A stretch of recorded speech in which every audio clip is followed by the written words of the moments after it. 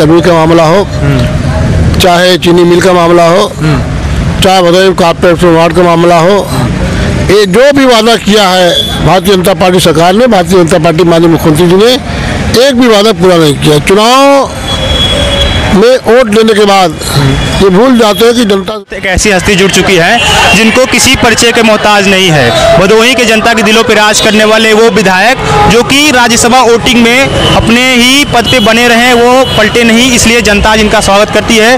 तो आइए रूबरू कराते हैं माननीय जाहिद बेग जी से कि इनका क्या विचार है और किस लिए नहीं पलटे। सबसे पहले आपका स्वागत है, आपने अपना कीमती समय हमें दिया। आपको सबसे बड़ा सवाल ये है मेरा आपसे कि आप मुझे ये बताइए कि आपको ऑफर जो मिला था उस ऑफर पे आप क्यों नहीं बदले? देखिए, हम लोग समाजवादी पार्टी के सिपाही हैं। माननीय नेताजी, माननीय राष्ट्रीय अध्यक्ष जी के आशीर्वाद से अब भदोही की जनता ने मुझे समाजवादी पार्टी के विधायक बनाया है। और ऑफर तो इससे पहले भी पिताजी को मिला था, मंत्रिमंडल मिला था। हम लोग पैसे मतलब नहीं होता, मतलब ये है कि सिद्धांत होना चाहिए। जिस पार्टी से आप जीते हैं उसके साथ रहना चाहिए और उनकी भावना से, जनता की भावना होती है। जनता ने वोट दिया है, आपको पैसे कमाने नहीं दिया है, विकास कराने वोट दिया है। हम लोग सच्चे समाजवादी हैं। तो अगर आप सत्ताधारी पार्टी में जाते तो आपको विकास करने का और मौका मिलता, जनता के बीच में आप और तेजी से जुड़ते। इसके पहले भी सत्ताधारी के पार्टी के यहाँ पे विधायक थे, विधायक छोड़ दीजिए, मुख्यमंत्री जी, माननीय मुख्यमंत्री 3 बार भदोही आए।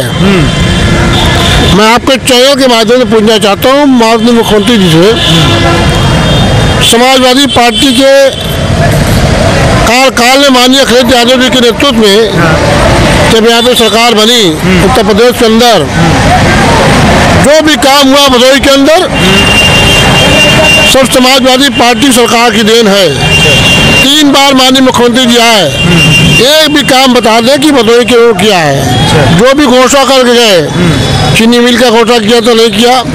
अभी कारपेट मेले में आए थे, बड़े बड़े वादा करके गए थे, एक भी पैसा उन्होंने आज तक नहीं दिया कारपेट के लिए माननीय योगीनाथ जी ने। इसलिए ये लोग कहते कुछ है करते कुछ है, विकास से इनसे कोई लेना देना नहीं है।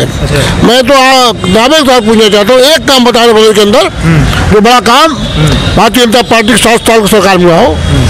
तो आप भदोही विकास को लेकर के विधानसभा में काफ़ी ज़्यादा आवाज़ उठाते रहते हैं, तो आपको सीबीआई ईडी से डर नहीं लगता क्या? लोग बोलते हैं कि जो बीजेपी के खिलाफ आवाज़ उठाते हैं उनको सीबीआई ईडी से डराया जाता है।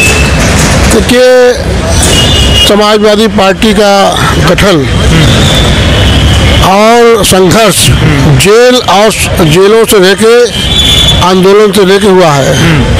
हम लोग जिस पार्टी से जिस बाप के बेटे हैं, इससे कोई मतलब नहीं होता। चाहे घर में रहे, चाहे सड़क पर, चाहे जेल में रहे, उससे कोई मतलब नहीं है। आवाज़ उठाने के लिए, भदोही की आवाज़ उठाने के लिए, जनता की समस्या को उठाने के लिए, किसानों की मांग उठाने के लिए, जो छात्रों के साथ खिलवाड़ किया जा रहा है नौकरियों में, उस मांग को उठाने के लिए जेल हो चाहे कुछ हो, कोई मतलब नहीं होता।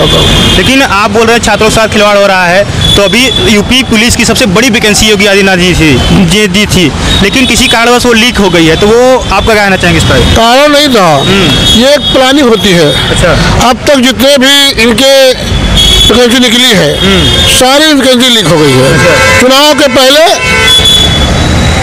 वार्ड निकाला, परीक्षा कराया और लीक कर दिया, पेपर लीक हो गया।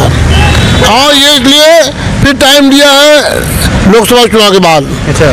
कि छात्र नौजवान हमसे खिलाफ आक्रोश ना हो, लोग उसमें वोट दे दे। लेकिन जनता जान चुकी, छात्र जान चुका है कि इसका हिसाब लोकसभा चुनाव में छात्र और नौजवान लेंगे। अच्छा, अभी 2022 चुनाव पहले विधानसभा चुनाव के लिए माननीय योगी जी आए थे यहाँ अपने ज्ञानपुर में जीआईसी स्कूल में, उन्होंने बोला था कि हम सफाई कर्मी भर्ती क्लियर कर देंगे, अभी तक नहीं हुई। इसके बारे में आप क्या कहना चाहेंगे? देखिए, चाहे मैंने पहले बताया कि चाहे सफाई कर्मी का मामला हो, चाहे चीनी मिल का मामला हो, चाहे भदोही कॉर्पोरेशन वार्ड का मामला हो, ये जो भी वादा किया है भारतीय जनता पार्टी सरकार ने, भारतीय जनता पार्टी माननीय मुख्यमंत्री जी ने एक भी वादा पूरा नहीं किया। चुनाव में वोट लेने के बाद ये भूल जाते हैं कि जनता ने क्या वादा किया था। और किसान की जो हालत है किसी छिपी नहीं है। माननीय मोदी जी ने कहा था कि आय दोगुना कर देंगे। किसान के जो परेशान है, सड़कों पे बैठा हुआ है, जो आज चाहे नौजवान हो, चाहे किसान हो, चाहे छात्र हो, चाहे व्यापारी हो। अभी व्यापारी भदोही व्यापारियों के लिए मैं दिल्ली गया था, अभी जंतर मंतर में धरना था। आचार संहिता लागू होने के नाते धरने पे बैठने की इजाज़त नहीं मिली, तो मैं अपनी मांग पर वहाँ के DFC के माध्यम से दिल्ली के प्रधानमंत्री को और वित्त मंत्री को भेजा है।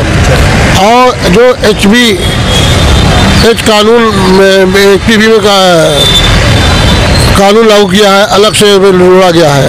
इससे भदोही के व्यापारियों को बहुत बड़ा नुकसान होने वाला है। 45 दिन के अंदर उसमें कहा गया कि पेमेंट करने के लिए अगर नहीं करेंगे तो आपको टेस्ट लग जाएगा। भदोही की नहीं, जितने व्यापारी, छोटे व्यापारी, बड़े व्यापारी हों, पूरे देश के छोटे व्यापारी को समाप्त करने का प्रयास किया जा रहा है। बड़े उद्योगपतियों को बढ़ावा दिया जा रहा है। तो जैसा कि जो लोग बदले हैं तो उनको ऐसा क्या ऑफर मिला कि वो बदल गए, और उनको समाजवादी पार्टी में ऐसा कौन सा सम्मान और पद प्रतिष्ठा नहीं मिल पा रहा जिसकी वजह से वो बदल गए? आप क्या कहना चाहेंगे? देखिए, अब चूँकि जो लोग गए हैं तो उनके बारे में बहुत लोग बारे में नहीं कहना चाहता हूँ। एक आदमी को मैं बारे कहना चाहता हूँ। बताइए। मनोज पांडे जी बहुत बड़ा चेहरा था समाज पार्टी में। नेताजी के बाद मुख्य सचेतक थे विधानसभा के अंदर। उनकी ख्वाहिश बढ़ती जा रही है। अब वो चाहते हैं कि उनके उसके आगे कुर्सी बैठे। यहाँ तक कि भदोही के लोकसभा के टिकट भी मांग रहे थे, हमसे उन्होंने कहा था मांगने के लिए। और ये लोग चाह रहे थे कांग्रेस और समाजवादी पार्टी का गठबंधन ना हो। जो लोग गए उसमें ज़्यादातर लोग यही मंशा थी, अगर ना हो भारतीय जनता पार्टी चुनाव जीत जाएगी। और जिस दिन कांग्रेस और समाजवादी पार्टी का गठबंधन हुआ, इन लोगों को लगा कि अब टिकट नहीं मिलेगा और आने वाले दिनों में लोकसभा चुनाव में कोई और चुनाव लड़ने वाला है। और ये कहीं ना कहीं मुझे लगता है कि सरकार के इशारे पर इन्होंने काम कर रहे थे, और जैसे गठबंधन हुआ इन्होंने पार्टी छोड़ दिया। और जो भी व्यवस्था हुआ होगा उजाले उनका काम जानेगा। लेकिन कहीं ऐसा तो नहीं कि ED और CBI के डर से ये लोग पार्टी छोड़ दे रहे हैं? ऐसा कुछ नहीं है, उनकी मानसिकता गलत। कौन सी BCI, हम लोग समाज पार्टी में बहुत से लोग हैं सच्चे समाजवादी के लोग, इसे डरने वाले नहीं हैं। आज हमारे आजम खान साहब जेल में बंद है, बहुत डराया गया, बहुत धमकाया गया, कोई फर्क नहीं पड़ने वाला है। कानपुर में विधायक है, इरफान सोलंकी जेल में बंद कर दिया गया है। जेलों से समाजवादी पार्टी को डरने वाले नहीं है। और जनता देख रही है, आने वाले लोकसभा चुनाव में जनता इसका हिसाब लेगी। अच्छा, तो आपके हिसाब से इस बार मतलब यहाँ पे भदोही में सांसद का चेहरा कौन होगा समाजवादी पार्टी से? ये राष्ट्रीय नेतृत्व का अधिकार होता है। राष्ट्रीय नेतृत्व जिसको भेजेंगे हम उसको चुनाव लड़ेंगे। अच्छा, इस बार मतलब जनता चुनाव जिताएगी? समाजवादी पार्टी को भदोही लोकसभा से पूरा प्रयास करके हम लोग भेजने का काम करेंगे, यहाँ की जनता भेजने का काम करेंगे। लेकिन जैसा कि आप देख रहे हैं, मोदी जी बोल रहे हैं इस बार 400 के पार होने पे कहीं ऐसा तो नहीं लग रहा कि विपक्ष को खत्म कर देंगे? तो इस बार 400 पार जीतेंगे? अगर माननीय प्रधानमंत्री जी, भारतीय जनता पार्टी, लोगों को इतना विश्वास है तो क्यों लोग पार्टी को तोड़ रहे हैं? सही बात। क्यों धमकी देके पैसे के बल पे विधायकों को तोड़ने का प्रयास कर रहे हैं? कहीं ना कहीं उनकी मीडिया, उनके इंटेलिजेंस विभाग, उनका सर्वे बता रहा है कि इस बार खतरा मंडरा रहा है मोदी जी के ऊपर, इसलिए सबको तोड़ रहे हैं। इसलिए प्रयास करके तोड़ने का प्रयास कर रहे हैं। जी, बहुत बहुत धन्यवाद आपका। कभी